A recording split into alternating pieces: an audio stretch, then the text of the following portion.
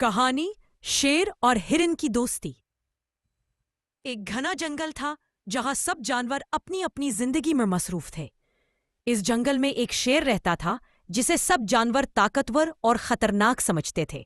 सब इससे डरते और इसके करीब नहीं आते थे।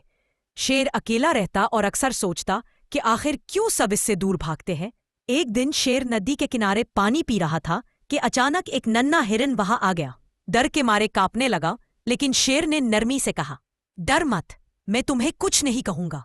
हिरन हैरान हुआ क्योंकि उसने कभी नहीं सोचा था कि शेर इतना नर्म दिल भी हो सकता है। वक्त गुजरता गया और शेर और हिरन की मुलाकातें बढ़ती गई।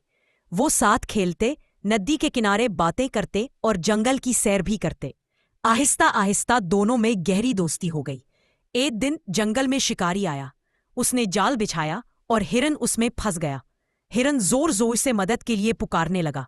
शेर ने आवाज सुनी और दौड़ता हुआ आया। इसने अपने तेज पंजों और ताकतवर दांतों से जाल को फाड़ डाला और हिरन को आजाद करवा लिया। हिरन ने शेर की आंखों में आंसुओं के साथ कहा, तुमने आज मेरी जान बचाई है। तुम सिर्फ ताकतवर ही नहीं बल्कि सबसे अच्छे दोस्त भी हो। शेर मुस्कुराकर बोला, दोस्ती में ताकत या कमजोरी नहीं देखी जाती, बस दिन साफ होना चाहिए। इसके बाद जंगल के दूसरे जानवरों को भी समझ आया कि शेर सिर्फ डरावना नहीं बल्कि एक अच्छा दोस्त भी है। आहिस्ता आहिस्ता सब जानवर उसके करीब आने लगे और जंगल में खुशी और मोहब्बत का माहौल कायम हो गया।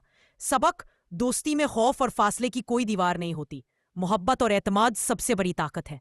दोस्तों, मजीद दिलचस्प कहानियां सुनने के लिए सब्सक्राइब का बटन दबाएं और बेल आइकन पर भी क्लिक करें ताकि हर नई कहानी आप तक फौरन पहुंचे।